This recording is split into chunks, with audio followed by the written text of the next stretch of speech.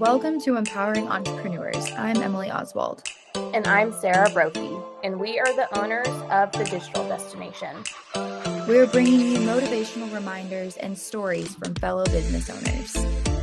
Get empowered with us and stay hungry for success.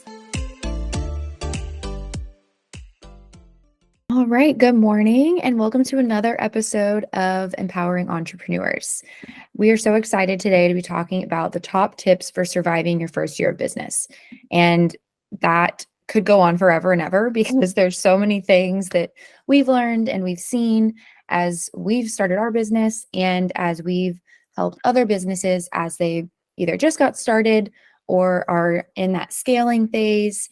And there's just so many things that we've seen go wrong and so many things that we've seen just be a huge success. So we wanted to share some of those things with you. We've got 7 tips today. And the last one's one of my favorites.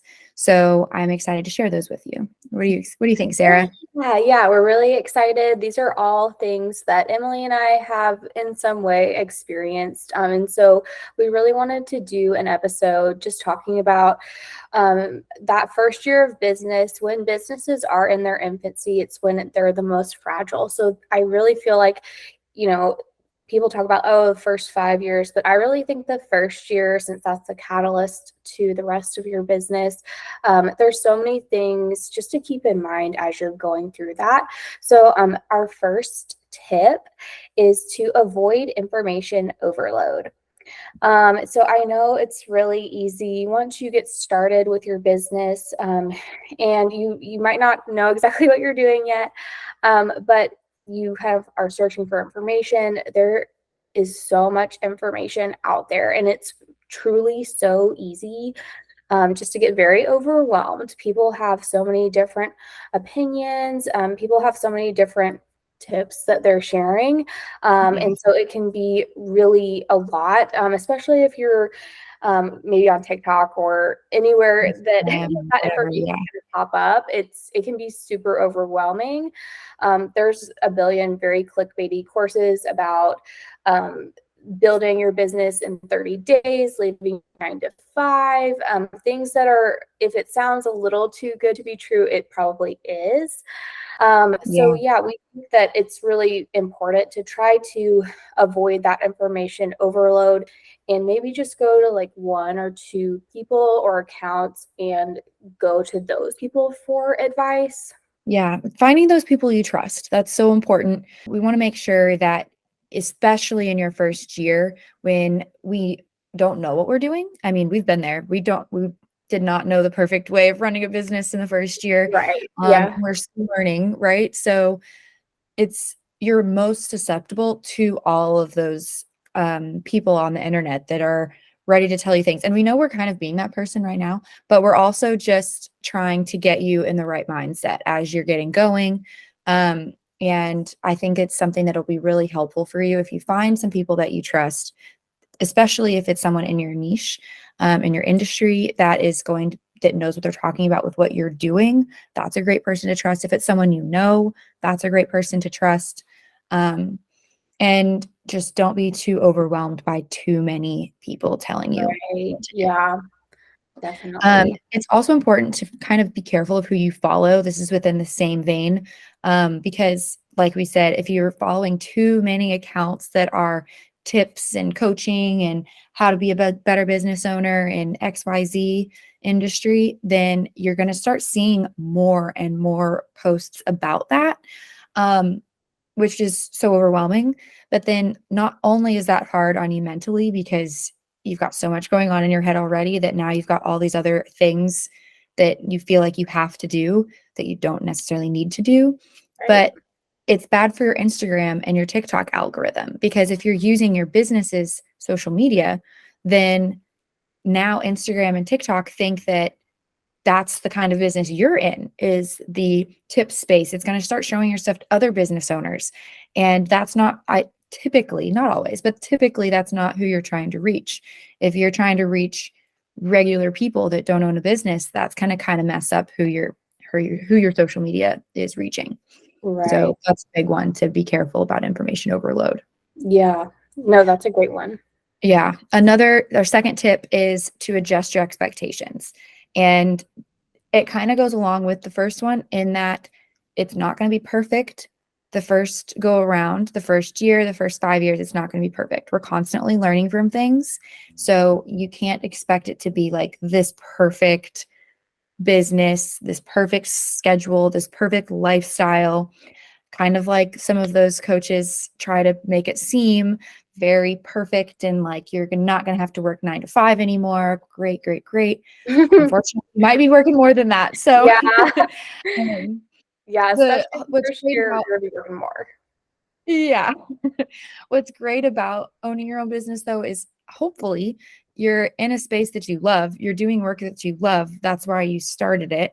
You've got a great purpose. So it's different than a 9 to 5 where you're just getting a time card punched and reporting to other people. Now you can be your own boss, you can be more flexible, but just because you're able to go do something at 10 o'clock on a Tuesday doesn't mean that you're not going to be making up for that at 10 p.m. on a Tuesday or on Right. Saturday or whatever. So, We're um, laughing because that was kind of our days yesterday. Emily both we had like some sort of errand to run, and we were both like, "Oh, I'm gonna be working late tonight because I've got to catch up and make up for the work that yeah. we lost before." And it's so true because it's like, even though you don't have a boss, you still have clients, you still have Mhm. customers, you might have people Mhm. that you manage. And so it's really important to adjust your expectations to that, even though being your own boss can be, hard because you have to be able to support other people and of course your clients Yourself. and customers. Yes. So Yeah. it can be harder. Yeah. What's great about being your own boss is that you can just be hard on yourself if you need to be hard on yourself one day just to like keep things moving. But then you can also give yourself a break if you need a well-earned break. You know what I mean? Because sometimes you do need that. And we'll talk a little bit more about that in another one of our steps. But Yeah, absolutely. And I don't know if we mentioned this, but um as far as adjusting your expectations, I mean, we've heard these success stories that sound like they happened overnight, and Mhm. a lot of times those are going to be the exception and not the rule. So definitely adjust your expectations, even if you've heard of someone who made 10K their first month because they did blah blah blah. That might not It might not always be what it seems. There could have been other things going on that maybe that person didn't mention. So it's really good to just adjust your expectations accordingly. Okay, so our third tip is to stay as lean as possible during your first year. So unless you have investors or like a big business loan, and even if you do have those things, it's really important to try to keep as much of the work in-house as you can, just depending on what your business is. But definitely that first year, anything that you can do just to stay lean and not take on too much overhead is going to be really important, um, Mhm. especially that first year. Just because like there are going to be things that you do need to outsource. Um, so you've got to be careful and choosy about what you choose to outsource versus what you choose to keep doing yourself. Because like we've said, the first year, the first 5 years are the hardest. And if you tie up capital and you tie up all of this, it's just going to add extra stress to you. It's going to make this a lot less fun than it could be. Um, but that being said, you just have to be choosy because, for instance, I don't want to touch accounting. Like, I don't want to do the taxes because I am petrified of messing it up. So we document everything, we make sure it's all in there so we don't pay for payroll or anything like that. But I am terrified I'm going to mess up our taxes. So that's something that we outsource. And that is an expense that we chose because we don't want that to come back and end up biting us and being extra expensive because we did it Mhm. ourselves. Right. Whereas like currently we're doing our own social media. I mean, we're a social media agency. We have the knowledge to do it, but it's not perfect right now because we are doing it ourselves in the background and our clients come first, our customers come first. But it's something that we can do, even if it's not perfect, So we're doing that ourselves. Um, an example of a small business. So a business that is maybe selling clothes online, they would maybe have to hire someone out to do a website if that's something that they need, because you want to make sure that you're getting all those SKUs right. You're wanting to make sure it's all set up properly for online sales. But if that's knowledge that you have, that would be a great thing to do yourself, because that can get pretty pricey. Um, but if that's not knowledge you have and you have to pay someone to do the website, sometimes it can be good to start doing your own social media at the beginning, just to get started, to get a better idea of who you are, who your customers are, and to get people in the door so that you can start making money before you start spending money, if you don't have a big business loan or an investor or something like that. Yeah. Just because then it creates a little bit more wiggle room for you financially. Yeah. So that's one thing that we've seen. There's a million different examples of that too. What are some other examples, Sarah? I'm trying to think. Yeah, I think when it comes to kind of outsourcing things, if you can utilize your personal network to help you get off the ground. So if people are willing to step in and help you out with certain things, so if you had a physical storefront, if you could ask friends and family to help you Yeah, maybe like build shelves or painting or something like that.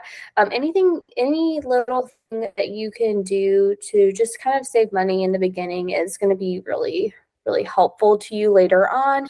And like I said, even if you do have business owner investors, they're going to want to see like where the money is being spent. And so just spending that money very wisely, like we talked about, we decided to go with getting an accountant to do our taxes, and that has been a very worthwhile investment for the future of our business too. definitely. And another part of staying lean, um, in terms of if you are doing ads at the beginning, or if you are doing some marketing at the beginning, can be, instead of just like throwing your business out to the whole country, is staying lean and trying to stay local to start out with, to make sure that you can nail down your audience, you can nail down the demographics of who you're selling to. By meeting people in person sometimes will help get feedback on what you're doing and how you can improve. And it also saves you in budget on your ad spend, because if you're trying to spend money on the whole country, you're only going to hit a very small percentage of people. So then very few people in the country know who you are, because it's spread out so much. But if you start more in your community, in your state, depending on how big your state is, if you're in the state of Texas, maybe start with your city or your metroplex. And you can then use the same ad spend, but reach a higher percentage of people in that community, so that you can get a better understanding of who is really connecting with this. That's Yeah, another good marketing way of staying lean on your marketing. yeah, that's a So, great. yeah, and this will also help with our next tip. So, number 4, be aware that burnout happens fast. If you are trying to reach everyone in the country, you're going to get exhausted very quickly, because there's so many people and there's only one of you and there's only one of your business, which is good. You want there to only be one of your business. But you want to make sure that you're not burning yourself out by putting these huge expectations on yourself, by making yourself like your own worst enemy, by putting all of these expectations on yourself, like we talked about earlier too. It is so easy to burn out. I mean, Sarah and I have to keep each other accountable weekly, if not Yeah. more often, to make sure that like we're doing okay. Because sometimes it's better to ask yourself more often, am I okay? Can I handle this? Than to not ask yourself and do great, great, great, great, great, and crash. So just kind of make sure you're keeping time for yourself, and being clear about your boundaries. As a Mhm. business owner, Yeah. it's very hard to have boundaries. Yeah, boundaries, I think, and I've learned this the hard way, and it has as well, but especially just with whether that's with boundaries with your client, boundaries with your time, Mhm. it doesn't matter. You just have to have some sort of line or structure around and you need to know what those boundaries are, And be because firm in otherwise them. you're going to be working every weekend, you're going to be working late every night. It can get, the thing of having a small business is that you really could work 24/7. There's always more work you could do, but at some point you've got to clock out, and you've got to make yourself clock out. Yeah. And that's so important because there are some businesses, say anyone in the restaurant world, anyone in hospitality, where you might be working more weekends, but then you've got to make sure that you've got a couple days during the week to be off so that you can recharge. If you don't recharge, you will die. Like a phone. You know what I mean? Like you've got you've got to recharge yourself and come back to life because if you can't be there, then your business will suffer. So you've got to just create that time for yourself. Um and it's funny, literally last night I had told my husband, I was like, okay, can you cook dinner? Because I know I need to work a little bit late today. Because, like Sarah said, we were struggling yesterday. And um, and so I was like, okay, I'm not going to be done until like 7. Can you make dinner? But then I hit a stopping point at like 6:45. So I went downstairs. He's like, oh, you're done. I'm like, well, I wouldn't say I'm done, but I found a stopping point because if I don't stop now, then I'm going to be working for another hour. Yeah. So it needed to be my done point. Typically, Sarah and I, because we don't work in hospitality and stuff like that, we have the luxury of being able to be closed on the weekends. And after 5 o'clock our time. That doesn't mean we don't work after those times sometimes, Mhm. but we don't want to be taking client calls after those times. Excuse me. We also don't want to be expected to respond constantly during those times because then we will absolutely have no time off and our brain will always be on work. Mhm. But if we have a slower personal week and we have things we want to do for work, it gives us that freedom to actually want to work, Mhm. which if you don't create boundaries for yourself, you're never going to want to work because you're Right. always working. Yeah. And you're always burned out and it's not fun. Right. So just making sure you have that boundary and that intentional space to take breaks and to work so that you can be the best version of yourself and your business can thrive in the best way possible. Yeah. Those were great. I love those tips about burnout. So our next tip is taking some time to develop your ideal audience and getting to know who your customer actually is. So in the beginning, when you're first starting your business, you're more than likely going to be casting a wider net at the beginning, just to kind of see what sticks, what works. Mhm. But And then, that doesn't and sorry, that go doesn't necessarily mean like over the whole country like we talked about before. If you have an idea of where those metroplexes could be, great, but like it's more in terms of like interests and demographics. You're not totally 100% sure what's going to click. Right. Yeah, and this is so important because as your brand grows, as your business grows, you're going to be able to kind of niche down a little bit because you're going to know who your ideal audience is and who your ideal customer is. So, for example, if you're a product-based business, maybe you start out with, a few, like just maybe 5 products, and then you see that people maybe aren't buying a couple of them. At some point you can kind of niche down to what do those people like about these products, and then can you expand upon that? Can Yeah. you take something about those products and build on that, Mhm. because that's what your customer likes, and that's going to really help you just kind of figure out what your thing is. And that's why people are coming to you, because you are specializing and you have that thing that they want. And that can be hard to figure out right at the beginning, which is why we say kind of start with a wider net because some people just know. And if you just know, then more power to you. But many people don't just know right off the bat. And so it's really important to listen and just be aware of what's going on, like Sarah's saying. Because it's like she said, for product-based businesses, it's good to really think about like who is buying your stuff because until you start selling, you have no idea who can afford you, who really wants this and can afford you. And once you start to get those sales, it's easier to see like what do those demographics look like of the people that purchased from you? And once you kind of get that better understood, it'll be easier to market your business. It'll be easier to create collaborations with people, et cetera, et cetera. But then for non-product based businesses, like for example, Sarah and I are a service, provide a service. And then there's other like certain hospitality services like travel agents, is a good example for this, because different travel agents typically specialize in different things, but you've got to really figure out who that audience is that can afford you and work with you as a travel agent, because different specialities might have different answers to that question. So if you specialize in, say, like luxury cruises, for example, those people are going to be very different than people that might want like a very relaxing just beach vacation. Even though they both involve the water, it's very different, because the cruise people might want something with a little bit more like adventure, something more all inclusive, something where you can go see new sights, whereas the beach people might just be very like neutral and want just something relaxing and spa like. So it's just trying to find that. And even though they seem similar, you've got to cast that wide net to see who you connect with best too, because every person is very different in how they engage people. Yeah.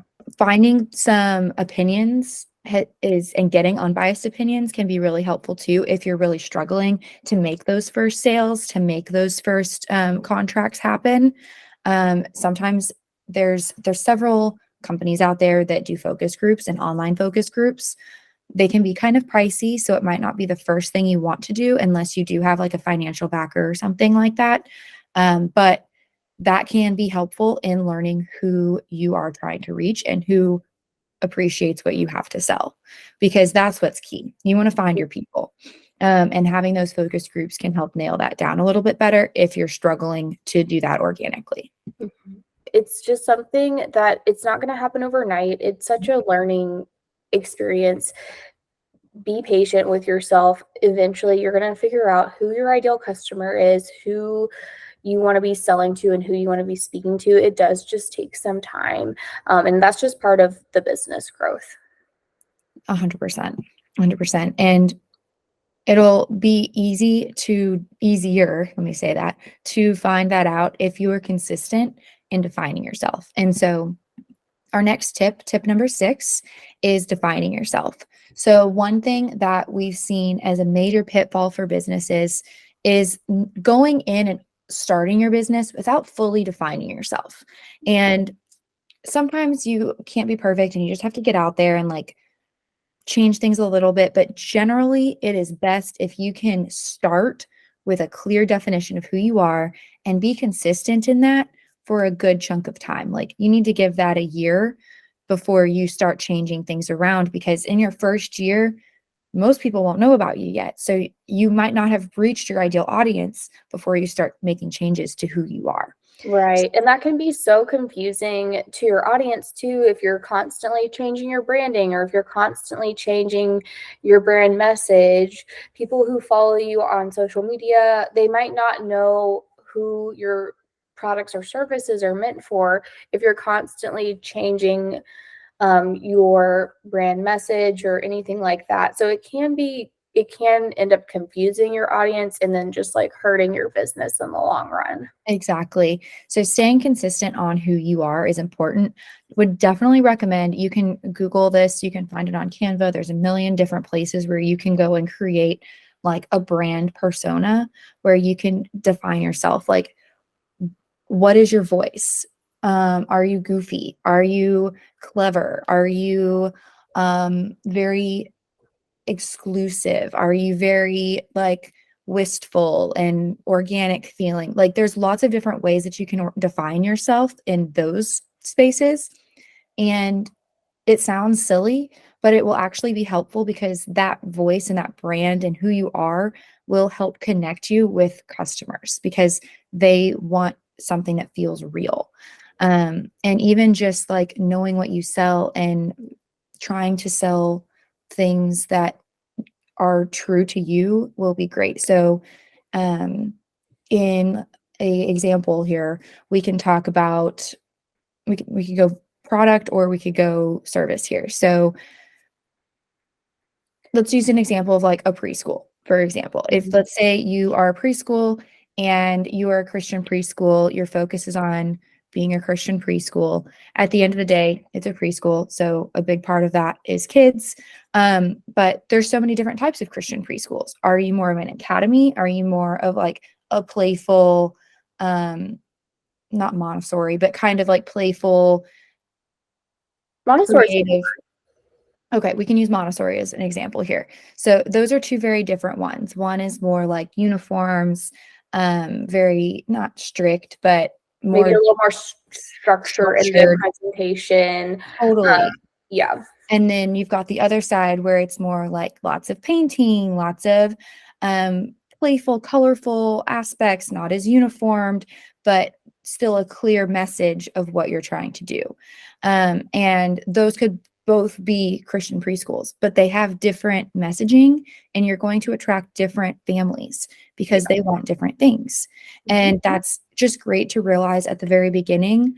Same thing with like travel agents. We've talked about that a second ago, but like adventure travel versus spa like travel, like those are going to be two very different brands and attract two very different types of people.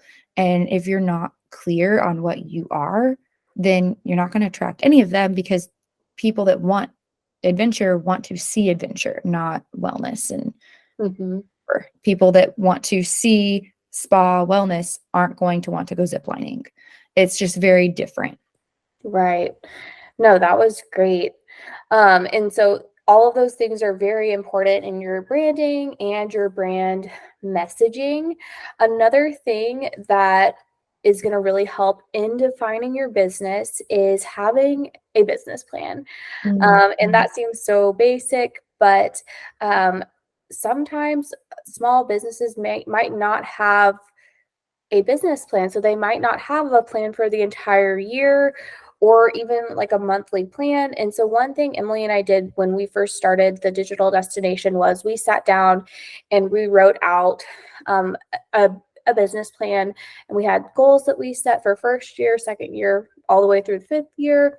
Mhm. And so we really try to stick to that plan. That doesn't mean we don't make little pivots and changes, but overall we are following that business map and we are sticking to Yeah. that plan. And it includes like what services we offer, and who our ideal audience types are.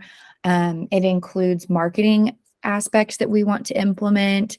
And this is something that we did because people we've worked with, you can tell a big difference in the consistency and the growth of a business if they have a business plan and if they don't have a business plan. So we've seen both sides of things. We've seen people that just get started and get ready to go and don't have a business plan, and they have a lot of energy and it's a lot of fun, but it's easier to burn out when you don't have a long-term plan. Mm-hmm. Because you get started and things don't happen right away, which is very normal. And you're like, okay, well, what's next? But then the people that do have the business plan can see one step ahead, can see 5 steps ahead Right. because they know what's coming. Yeah, it's so important. It's a And great, yeah, yeah, it's a great one to mention, Sarah. yeah. And so even though you're following this business plan, you've defined yourself, it is still okay to take on your not ideal client. You don't need to turn away business just because they're not your ideal client. You still want to work with those people and get those customers, even if obviously they're not your ideal client, but that means that maybe your marketing, you're very geared toward that ideal customer Mhm. and that ideal client.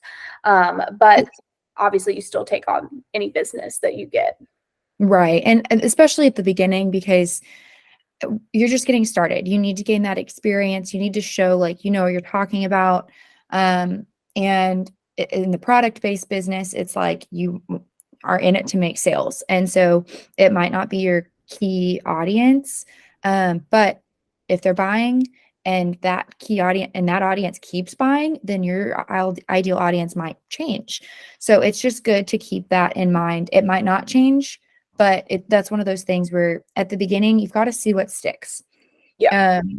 And then as you do grow, if there's types of clients that you just did not like working with, there's no shame in that, because as you get more clients, you can kind of weed that kind of thing out so that you're working with people that make you have a happier day life, because that is, at Yeah. the end of the day, your business is your life Yeah. when you own a business. So it's very important. Definitely. So our next tip Which is is one of my favorites. yes, it's such a good one. Is don't make panicked decisions in your business. We That see it is all a the time. recipe for disaster. Mhm. Um, it's, And it's so easy to do. it's so easy to do. It's very emotional decision making, which you never want to do in a business. You never want to be an emotional decision maker in your business. Um, that can lead to a lot of like money loss, obviously time loss, all things that you don't want to do. So whenever you're in those moments of fear, it's time to panic. It's let yourself panic, but don't make decisions in So those. an examples of that would be like making big ticket purchase items on a whim. Like if you are feeling the stress of not bringing in the money that you're wanting to bring in, it can be very easy to be susceptible to like big ticket coaching items that like maybe will help build your business back in 60 days or whatever. And honestly, like if that's something you want to do, that's great, but you really need to think on it and sit on it for like several days, a while, to make sure this is not just like a panic decision. This is a decision where you have looked through their reviews, you've looked through everything that they have to offer, um, to make sure it is something that will improve your business and you're going to get a return on. Same thing with even just defining yourself. You're like, oh, well, this isn't working. I'm not able to get the audience I want to get. And so you just switch to trying to reach a new audience because you're frustrated.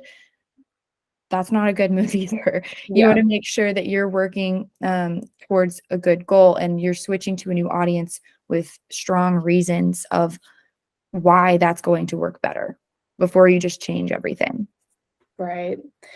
Yeah, no, that's so true. And just a couple more examples of kind of very panicked decisions would Mhm. be bringing in a brand new product into your business Yeah, without even testing it or getting some like feedback on it from other people outside of your business. That would be kind of a panic decision, like, oh, I'm just going to add this product because it's going to fix all my problems. That is not true. That's very panic thinking. that Um, statement in general, I'm going to buy XYZ because that's going to solve my problems. yeah, not 99% of never. the time that's not true, because business is so complicated. There's so many things involved in making your business successful. Purchasing one thing is never going to fix all your problems. It might help in this way or that way, but it's not going to fix all your problems. Hmm. Yeah. And then just hiring or firing someone on a Oh whim, yeah, that's a big like one. just be, oh, I'm gonna just hire this consultant and it's gonna fix all my problems. Is it going to? Or I'm going to hire a um I really need help. I really need help. Like I'm going to hire someone to stand at the desk while and help with like selling all our stuff while I can do all of this other work that I need to do. Sometimes that might be something you need to do if you think through it properly, but if you think through everything and you don't have like instructions on how this person's going to be doing their job or a full list of things that this person can be helping you with, you just hire them without any thought, then you're going to end up being paying someone, losing money essentially, because you're paying someone while you teach them and create all of these things that you need them to have so that they can succeed, so that you can succeed. And that ends up being a waste of time and money on both parts. Yeah. Hmm. Yeah, that's a good one. Yeah. And obviously, impulse firing is never ideal either, because sometimes if you do get into a pickle where you hired someone and now you're struggling financially and you fire them, not only like it could help you financially to not be paying that person, it could help you if that person had like a bad attitude, but you've got to make sure that you have a plan in place to fill what they were doing, because they might have been very frustrating to work with, but they were still probably doing something and that you needed, or else you Yeah. wouldn't have hired them in the first place. Right. Yep. That's good. Lots of different things to work with there. And it's very easy to fall into those panic decisions because as a business owner, that's the whole reason we started this podcast, is because we've talked with so many business owners that you can't, it's a struggle. It's not, owning a business isn't like the easiest job in the world. If it was the easiest job in the world, everyone would do it. So it's a lot of work. There's lots of hurdles. There's lots of challenges, and it can be exhausting, and that makes it so much easier to fall into that trap of panic decision making. So just it's hard. There's not an easy fix to that either. There's no magic fix to make that less hard. Yeah. Yeah. I totally agree with that. So I think we kind of covered all of our tips. And we really loved putting this episode together, and it was just a really great thing to talk through. And Emily and I have been talking like this for a very long time, but it's so good to like talk through those struggles that you do go through as a business owner during that first year, and just know that you're not alone. We've No. all been there. That is why we're recording this, is Yeah. because we talk about it so much, about our business, about if you're one of our clients, about your business, trying to make sure we can help you improve in the best way possible and get you through that first year if it's your first year. Because or if you're working with us and we saw something awesome, like to all of our clients that have business plans, thank you. It's something that we think about a lot, and you are not alone in it. And there's so many things to think about. But just we hope that you're able to kind of prioritize those so that you don't burn yourself out. We hope that you're able to kind of see some motivation in this and find those mentors and a couple people that you can look to help you as you're surviving your first year. So if you have any other recommendations too on tips that you think would be great, we'd love to hear from you and get your feedback on that. You can always email us at yourfriends@thedigital.destination.com, or you can go to our website, thedigital.destination.com. And we look forward to hearing anything you have there. We want to close out with a quote. We've been trying to do this for every podcast, but I think we've missed it on a couple, but that's okay. I think that was my fault. But today's is very fitting for this conversation. It's by Julie Andrews. Perseverance is failing 19 times and succeeding the 20th. As a business owner, it feels like you're failing constantly sometimes, and then it feels like all you're doing is succeeding. It just kind of comes in waves. And you've got to remember that even if it feels like this has been like the 10th hurdle in a row, there's going to be something coming your way that will be success. So Yes. Yeah, I love that. it'll be good. We are excited. Thank you so much. And we look forward to talking to you next time. If you enjoyed this podcast, subscribe to your favorite platform and leave a review. We'd love to hear from you. You can learn more about the Digital Destination and work with our small business by finding us on Instagram or Facebook at thedigital.destination.co.